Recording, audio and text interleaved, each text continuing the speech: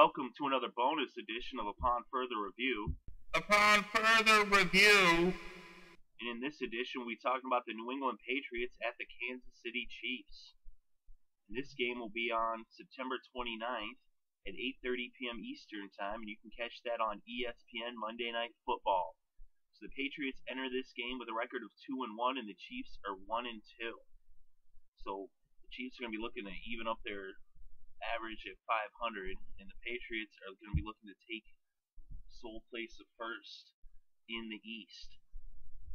So far this year, the Patriots started off by losing to their division rival, the Miami Dolphins, in Miami in Week 1, but they bounced back in Minnesota by just routing the Vikings, and then they beat the Raiders in Foxborough in a game that was a lot closer than expected. The Chiefs, on the other hand, they started off with two losses. First, a disappointing loss in Arrowhead to the Titans. Then they went to Denver, and they lost the game. They were down by heavily at first, but they came back in the second half, but it was too little too late, even though they did make it close. But then they went to Miami, and they actually beat up on the Dolphins. So that was a pretty impressive win there as they finally got in the win column. And now they go home to face another AFC East team, the Patriots. So the question is, will the Kansas City Chiefs be able to win their first game of 2014 at Arrowhead, or are they going to go 0-2 in Kansas City, which is pretty rare because the Chiefs are historically one of the better teams at home. The thing, though, that's been hurting them has been the absence of Jamal Charles, as he's been banged up, but he's supposed to be back for this game. So look for them to try to get him the ball, and that's going to be one of the keys to success for the Chiefs. The Patriots so far, they've been struggling on the ground. Ridley did have 100 yards against Minnesota, but he's going to have to produce like that if they want to win this game. Brady's also going to have to put up better numbers, as he is yet to throw for more than 250 yards. In Week 1, he threw for 249. That's his season high at the moment. But let's look inside the numbers, and we look at the rushing statistics. The Chiefs are 11th on yards gained on the ground per game, and the Patriots are 22nd, so the Chiefs are a better running team. Then we look at the pass, and these teams are both abysmal in the passing game. Is the only team that's worse than the Chiefs and the Patriots when it comes to yards gained per game through the air is the Buccaneers. So the Chiefs are 30th, and the Patriots are 31st in the passing game. Now that's an issue that they both need to address. In this league, it's a passing league, although defense has solidified itself as being more dominant this year, it appears. But still, you got to pass the ball. You got to have some success passing the ball if you want to make the playoffs and if you want to make a run deep in those playoffs. So let's look at defense. And in defense, the Patriots are 11th in the league in stopping the run in yards per game, and the Chiefs are 24th. So it's kind of flipped around. They match up pretty evenly. In terms of, you get the 11th ranked rushing offense versus the 11th ranked rushing defense, and the 22 ranked rushing offense versus the 24th ranked rushing defense. So they match up pretty good on the ground.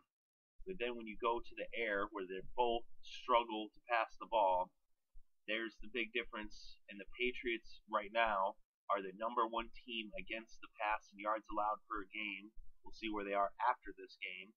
The Chiefs are 8th in the league in passing yards allowed per game. So they both have pretty decent secondaries in passing defense. But a clear edge goes to the Patriots when it comes to the passing game. They've got a better passing team, even though the stats haven't shown that so far this year. But historically, they've had one of the better passing attacks in NFL history. Tom Brady is second only to Peyton Manning in the record books when it comes to touchdowns in a season and yards thrown in a season. And he held that record all the way up until last year when Peyton broke those records. And the Chiefs' defense isn't quite as good through the air. They are pretty decent against the passing attack, but not as good as the Patriots. Of course, the Patriots' defense has been seeing a huge resurgence with Vince Wilfork back, as he wasn't around last year, but now that he's back, he is definitely making his presence felt. As we've seen so far, just in the last two games, In week 2, the Patriots only let up 7 points, and in week 3, they only let up 9 points, just 3 field goals. So their defense has definitely seen a resurgence and a return to the old Patriot defenses that Bill Belichick is famous for. And that's going to be the key to victory for the Patriots is their defense. If they can play the way they've been playing in the past couple weeks, then they should be able to shut down the Chiefs. Especially, it should pretty much all come down to the Chiefs' only hope is their running game. They've got to get a huge game out of Jamal Charles.